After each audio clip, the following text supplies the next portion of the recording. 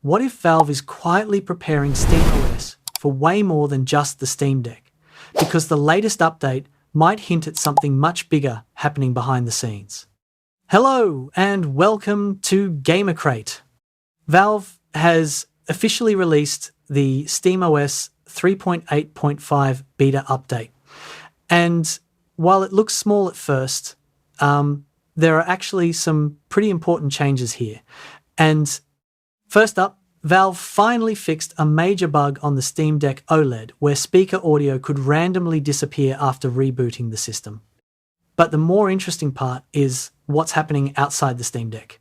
Valve also fixed control issues on the Asus ROG Ally after waking the device from sleep mode, which shows they're continuing to improve SteamOS support for non-Steam Deck handhelds. And honestly, this is where things start getting interesting. The update also includes better video memory management for systems using dedicated GPUs. That may sound technical, but it could be very important for future Steam machines and third-party gaming handhelds running SteamOS. Valve has also been quietly improving support for devices from Lenovo, MSI, 1xPlayer, GPD, Zotac, and even Orange Pi. So yeah, SteamOS is slowly turning into a real Windows alternative for gaming handhelds. Now moving to AMD, the legendary Ryzen 5800X 3D is apparently making a comeback. A new 10-year anniversary edition of the processor has now appeared in India for around $310.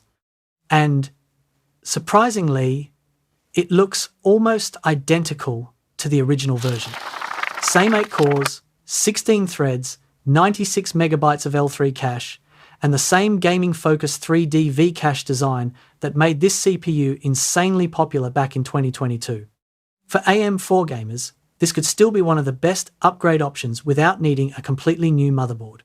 And finally, CD Projekt Red says it has officially learned its lesson after the Cyberpunk 2077 launch disaster.